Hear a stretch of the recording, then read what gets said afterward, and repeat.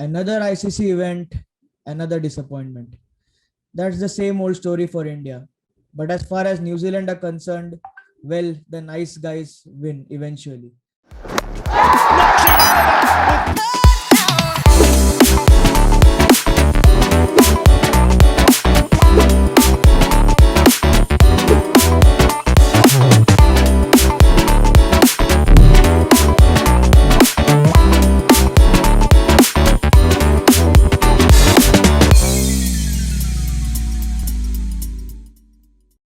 So, welcome everyone to yet another episode of Expert Corner. This is your host Anuj Prabhu, and I am here once again with Devon Conway's coach and Wellington Firebirds coach, Mr. Glenn Pocknall. Hi, Glenn. How are you? Hi, I'm very good, Anuj. Very sleep deprived after staying up all night last night. It started at 9:30 p.m. here in New Zealand, and my kids woke about 6:30 a.m. in the morning. So I got to see the whole day's play and the ceremony when they got their medals and got the trophy. So it was a pretty awesome day, but shattered now just because of the lack of sleep. But it's all part and parcel of being a cricket fan, isn't it? Yeah, absolutely. But I'm sure you wouldn't mind staying awake for nights like these because this is something No. historic in the history of New Zealand cricket. Oh, absolutely. I can count, I can't count the number of times been in this position before. It was only a few years earlier where myself and my partner stayed up for the World Cup final at Lords, and that was the same. Obviously, very similar time zone, and that was a hard one, obviously with the tie and then the boundary count. So all those thoughts are running wild through our minds when we were watching it last night. So to come out on top after, I guess, some of those disappointments that we've felt as fans and as New Zealand cricket supporters, it's made today a pretty special day, really, to just sit back and think about what these guys have achieved. So it's an amazing feat, really. Absolutely. And, talking about the fact that after having 2 days of rain, right, two completely washed out days, although we had a reserve day and a few overs lost because of bad light here and there, it is absolutely incredible the way New Zealand bowled, right, in the final day. Just to, I can remember one of the tests I had seen, you know, as a highlights. It was in Adelaide, I guess, in the Ashes test, where Australia were in a similar situation. England had a slender trail and they had to overcome it, but then they bowled them out on the final day and won it miraculously. So that was something I remembered while watching the match yesterday. Although I don't have good memories of yesterday's match, but yeah, it is a sport, and as I said, it hurts a bit less when New Zealand wins, because New Zealand have always been the, I believe it is the second favorite team of our country, because of the way they play their cricket. They like to talk with both bat and ball and nothing else.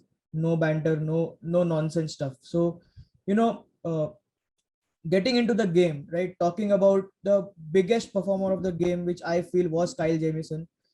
The way he just turned the game on its head.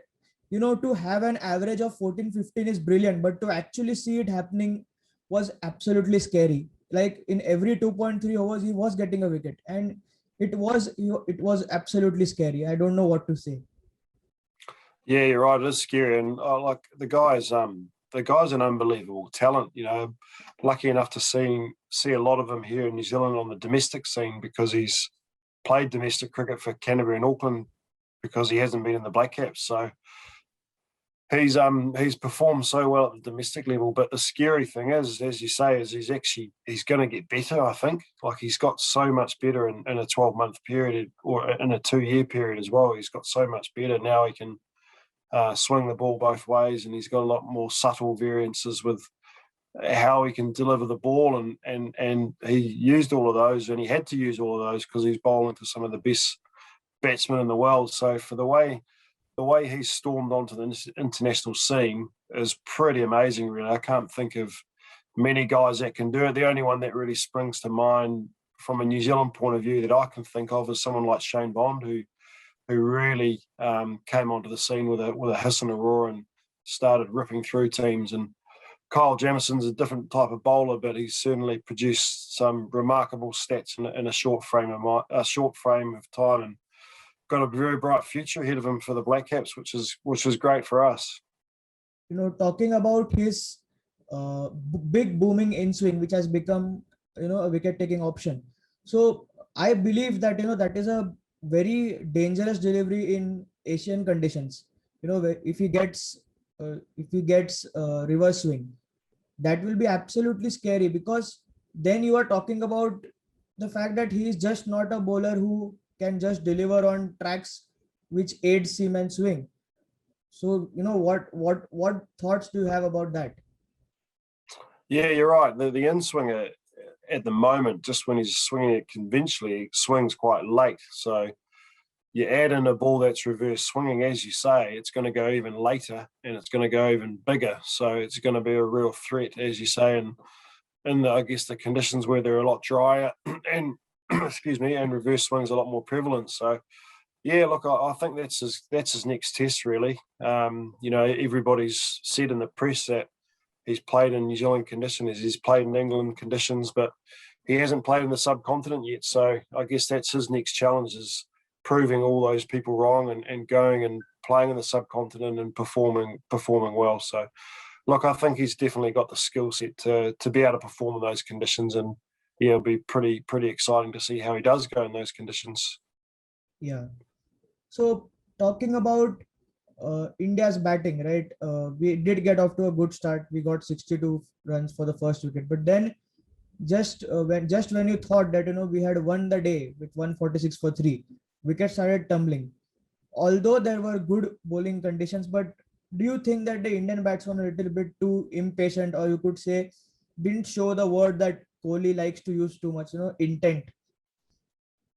Yeah, look, it looked a little bit like that. It's quite hard to understand whether the batsmen were trying to play the long game, so to speak, and wait for the New Zealand bowlers to miss and then jump on any width or any over pitch deliveries, or they were just going to come out and, as you say, play with positive intent and look to take it to the bowlers. It just looked like it was a combination of both, and there wasn't too much clarity in either or of those mindsets, I guess, to use a better word, as to how they wanted to play. And I guess you look at the New Zealand batsmen, especially Taylor and Williamson, when they first came to the crease, they faced 5 or 6 overs and they would have only got 1 or 2 runs, and they really decided that we've just got to bat really tight here and get through this tough period, get used to the conditions, and try and wear the bowlers down a little bit, and then look to, I guess, pounce a little bit more after that. They just looked very clear in how they wanted to go about their batting, whereas the Indians didn't look like they were clear at all. Yeah, and especially Virat Kohli, right? The Jamieson versus Kohli saga that was going on from the IPL time, that they both have faced each other in the nets, and maybe Kohli will find his number this time, but that was still not to be. The way he messed up Kohli's brain in the second innings, it was beautiful to see, because we saw I was seeing the way he was getting set up there, in out in swinger, and then he just tends one to hold its line, and then Kohli just makes a needless poke at it. So if someone sees at a dismissal, they will be like, oh, it's again a technical glitch. But no, the guy messed up with Kohli's brain. Oh, I agree. Like, it's just an exceptional piece of bowling. Like, if you didn't know it was Virat Kohli and you just saw a batsman there, you're right. You'd look at it and you go, oh, he's made a wrong decision there. He should have left that ball. But if you look at the lead up to that dismissal with, the ball swinging in, the ball angling in a little bit wider the crease, really targeting off stump, middle stump, and obviously that led to his dismissal in the first innings, and then drawing Virat out of his crease more to the offside, all of those, and then just producing a pitch of a ball really that looked like it was going to come in, but it just held its line and went away a touch. It was an exceptional piece of bowling for a very inexperienced bowler in the international scene, and bowling to one of the best batsmen of the world. So it was a remarkable piece of cricket, really. Yeah. And talking about this New Zealand pace quartet, right? Although the star of the show was Jamieson, but there have been so many small bits in which the other bowlers also took their part, right? Especially Saudi with that three-quarter delivery that got Shubman Gill and Rohit Sharma. Both of them, if they could have stayed at the next day, perhaps maybe India could have, pushed for a win or even a draw. But then again, at the same time, he took those 2 wickets, right? Again with Wagner, his short ball play. But in the end, he gets Jadeja with a full delivery. So this pace quartet, it is very difficult to break them, right? But so, what do you think going ahead in conditions where you might have to play a spinner? So, what would be the combination at that point? And something about Oh, pace quartet. yeah, look, I think of those four pace bowlers have to play, and then I guess a spinner will come in at the expense of somebody like Colin de Grandhomme. I guess the next question is if you feel you need another spinner, then do you drop a batsman, or do you drop one of the seam bowlers, which is hard. It's hard on whoever I guess is in that position, but the thing that New Zealand lack at the moment is they don't have a guy in the top six that can bowl spin. There's somebody ready-made for the future that can do that. Rachin Ravindra, very good left-arm spinner, and he can bat in the top six. He's still only young. He's still only 22, and he hasn't even played Test cricket.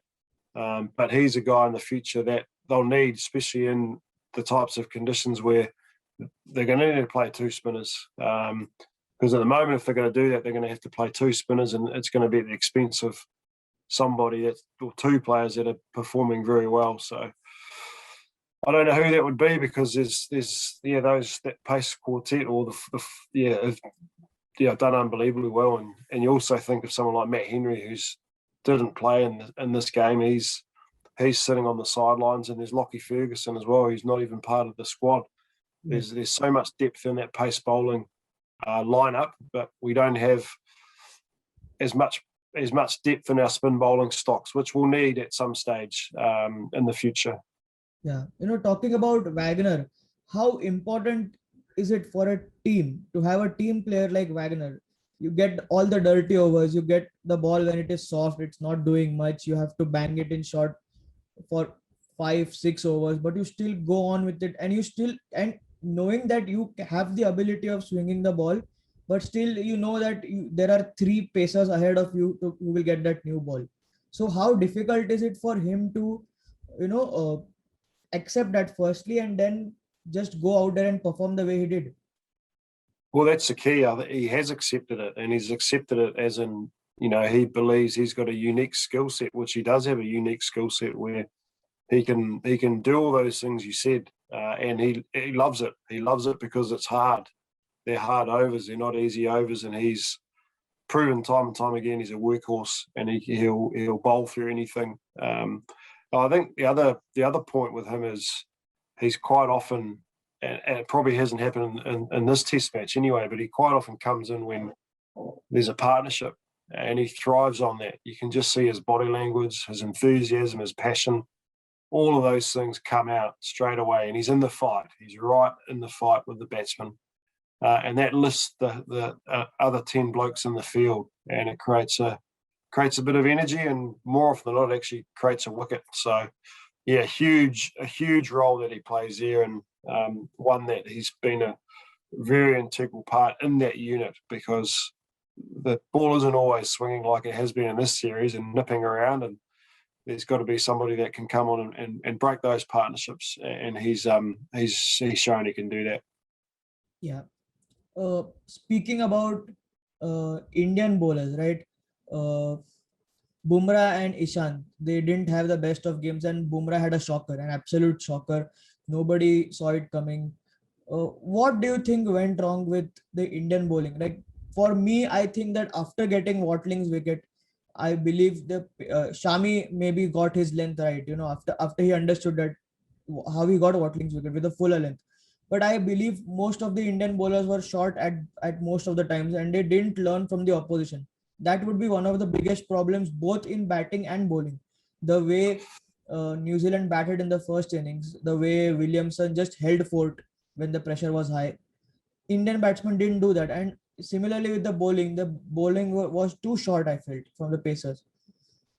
Yeah, they missed the trick really. They just didn't bring the stumps into play enough, and whether that's they didn't adapt or they didn't learn from how the New Zealanders bowled, or whether they just couldn't do it. I guess only those bowlers will know. But you're right; they didn't bowl anywhere near to their capabilities. They were very inconsistent. I thought Shami was probably the best bowler overall, but Sharma and Bumrah were really disappointing. They had times when they bowled good balls in the right area, but they just didn't do it for long enough.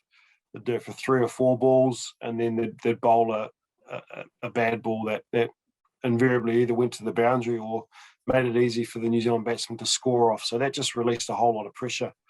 So that was a disappointing thing from an Indian perspective, because I thought Bumrah, given his record and given his class, and on that type of surface, he was going to be a real handful. But he just he lacked a lot of consistency. Yeah.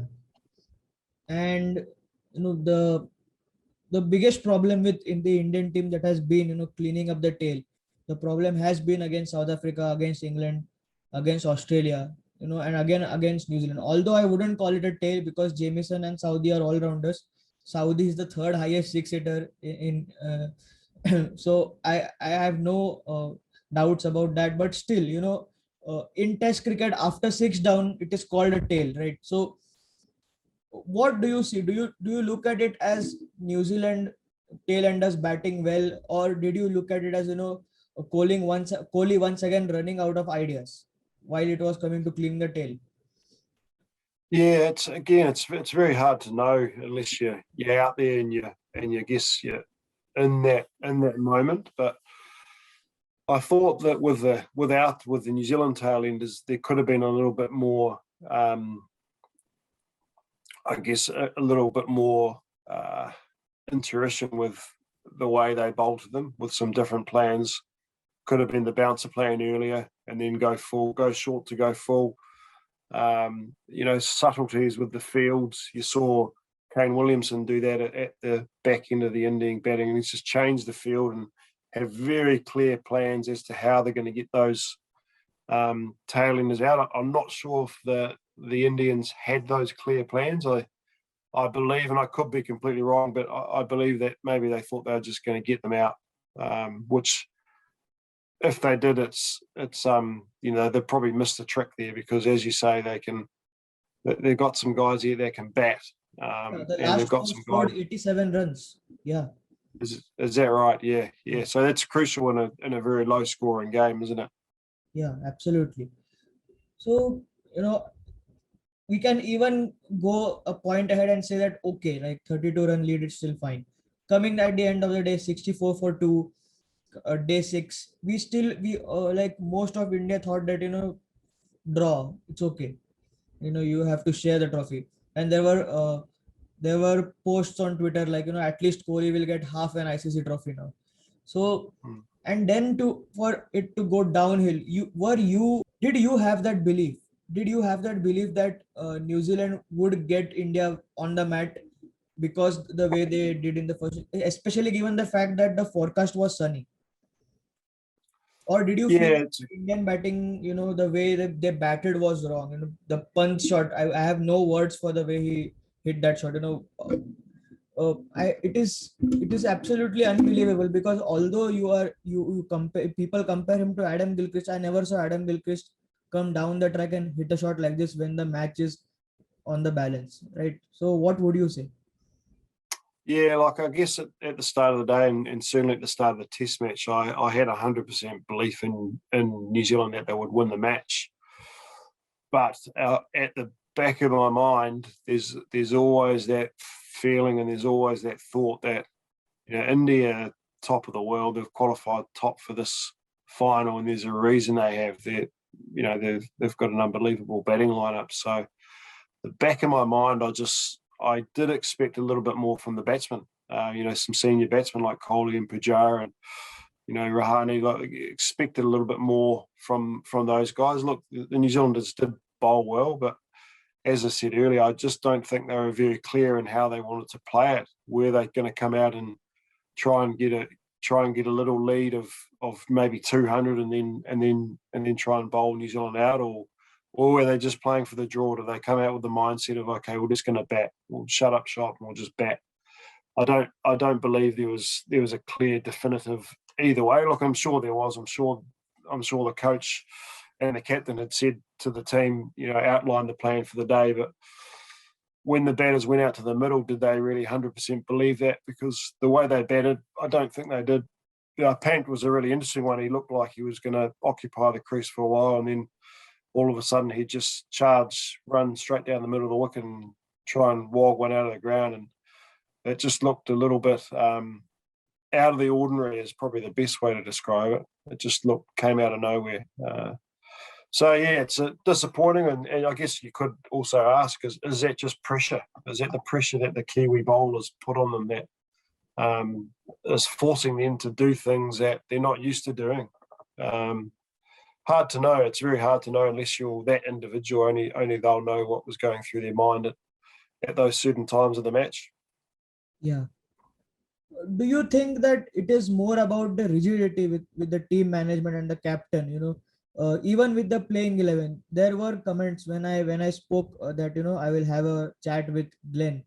There were comments about the fact that India didn't play with the right 11. They should have gone for a Vihari instead of Jadeja, playing two spinners when overhead conditions were, it was raining from 2 days. But just the fact that we don't listen to outsiders, we don't listen to outside noise, we know our process well, and then you get exposed and you come out and say again that we were outplayed in all departments. How does this happen again and again?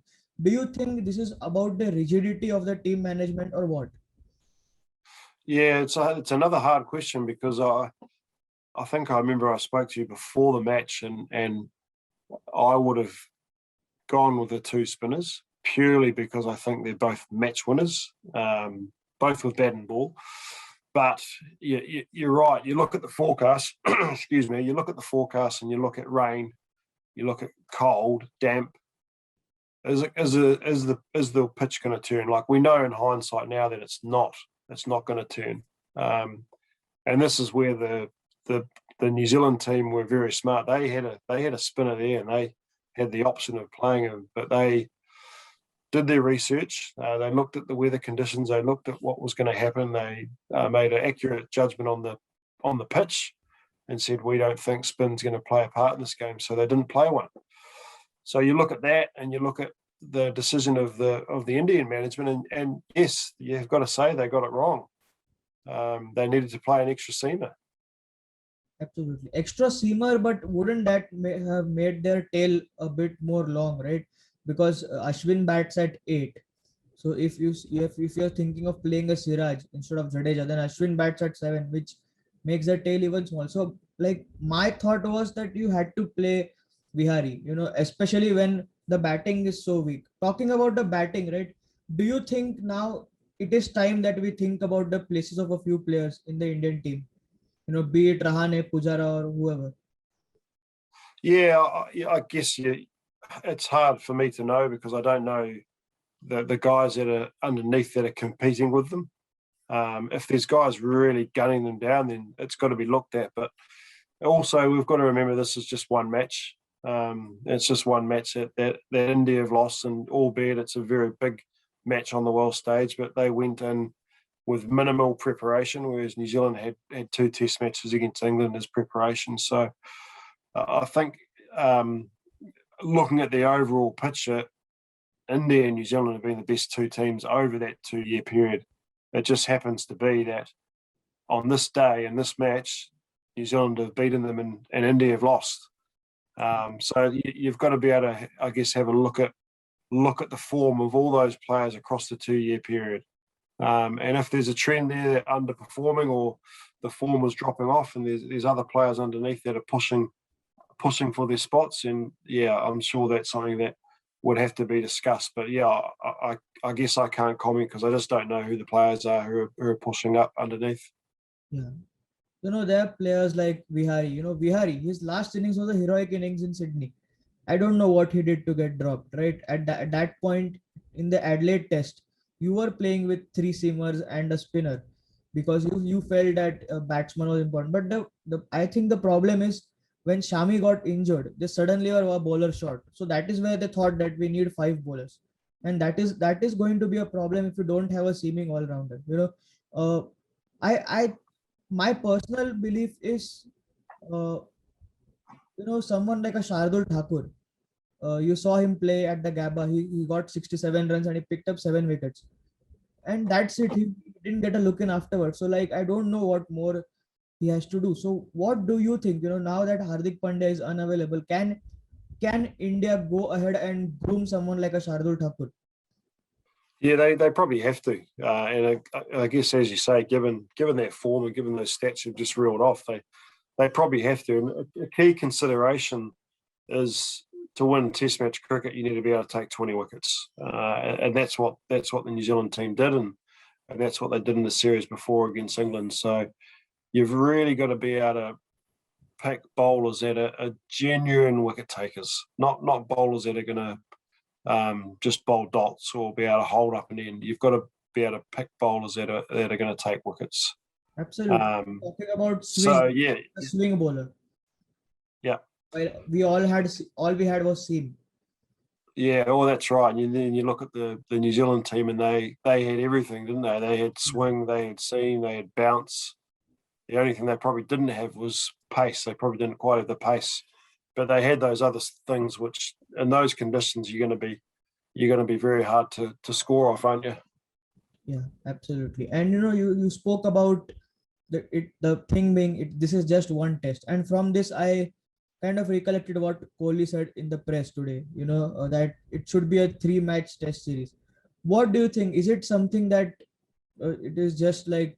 Is it just like my personal belief is no, it should be just a one-off test because that is why it's called a final, right? But what do you feel? Should it be a three-match test series, the World Test Championship final? Yeah, it's a hard one. Like there's so many different ways you can look at it. You can look at it that way. You can go, yes, 3 match series, and I guess the winner will get determined after that. You can have it, as you say, like a straight out final, or you can actually have no final. So you can still play it over a 2-year period. But the team that's got the most points after the 2 years is a team that's adjudged the winner.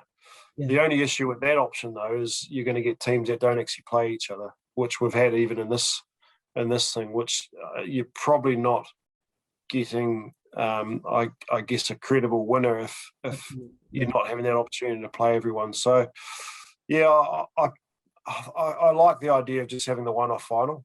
I think a three-match final, I don't know where it's going to be fit in the schedule. The schedule's so tight as it is with international teams and IPLs and leagues around the world.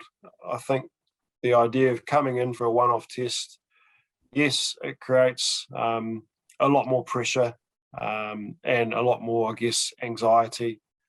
But it's a final, and finals are supposed to be a test of the mind, and who can handle those pressures the best is going to be the team that comes out on top, you would hope. And then if that's the case, then they're deserved winners of that medal, aren't they? Yeah, absolutely, they're deserving. And talking about New Zealand, right? Uh, Perhaps fittingly, the two main pillars of New Zealand ended all the, you could say, all the sufferings of the past. You know, uh, so what would you say? Like even Sir Richard Hadley came out today and said that this is the best ever in New Zealand's history. This is the best team ever. Do you have similar thoughts? What does this mean to a small nation, to a nation which is full of pride? What does this mean to you guys? Oh, it's unbelievable. You're right. We're a very small country. We only have six domestic cricket teams, and we've probably only got about 100,000 players all up. So we're tiny in terms of the world stage, in terms of the people that play in cricket. So it's going to have a massive impact on the game here in New Zealand. We've seen it in the past when we held the 1992 World Cup. This was years ago. I was a kid back then, but after that was held here and New Zealand got through to the semi-finals, I think it was, cricket just boomed and went through the roof. So we're going to get a lot more kids playing the game. We're going to get a lot more people following the game, a lot more people coming to watch live cricket and following teams. And, that's going to have a massive impact. Probably won't see it straight away, but we'll see it in 10, 15 years' time when the next generation of cricketers come through, because I'm sure, as you and all your listeners can imagine, you don't stay at the top for long. There's not many teams in any sport that stay up there for a long period of time. So when you are up there, you've got to make the most of it, and then try and, I guess, dovetail on the success. Another thing I saw today, I think the last seven World Championships for cricket have been won by a different country.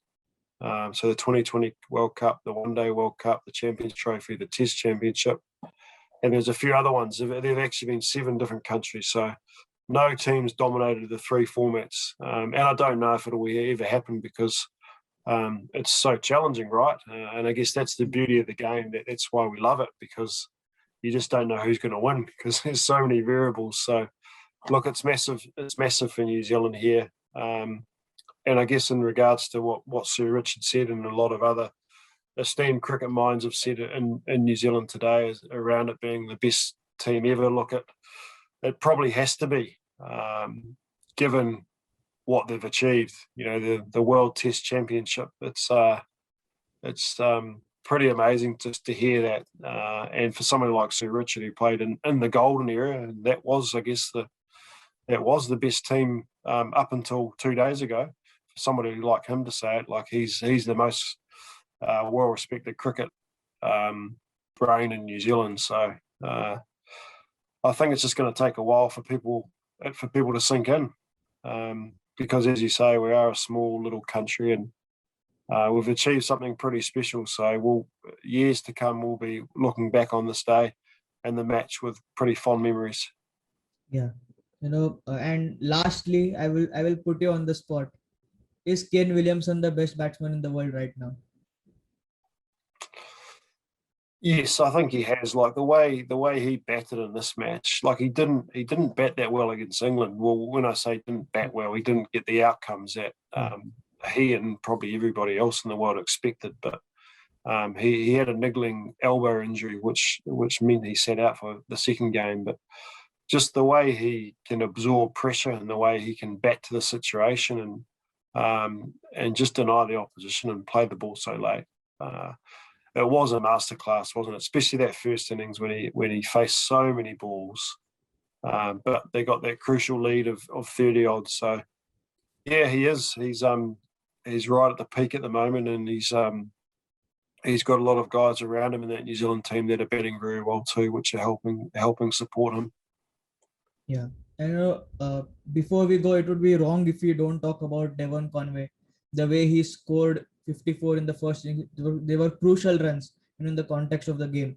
So where do you see things going for him ahead from here? Now he is a World Test champion. So what's next for him? Yeah, well, he's off to Somerset, I think, in the next couple of days. He's signed up with them for the Blast, and then he's just got to deal with the 100 as well. So he'll be over in the UK for quite a while playing a bit of cricket, and then after that, I guess he'll be preparing for the World Cup. But look, he's etched himself in the New Zealand cricket team across 3 formats, and he's done that very quickly, which not many players do. So to come into international cricket and dominate, he's set himself up for the next few years to be a very integral part of that team in the top order. So yeah, amazing story. So happy for the guy. It's just he'll be on cloud 9, because 12 months ago or 18 months ago, he would have never imagined any of this happening. So it's an incredible story for him, and it's great to see him succeed after all the hard work he's put in. Yeah, absolutely. And all the hard work that New Zealand too have put in all these years. So, congratulations to you once again. It was absolutely brilliant talking to you again and getting the insights on the final.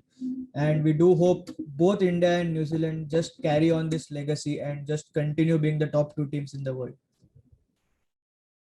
Thank you very much. Yeah, been great chatting cricket with you. Thank you. Thank you so much, sir.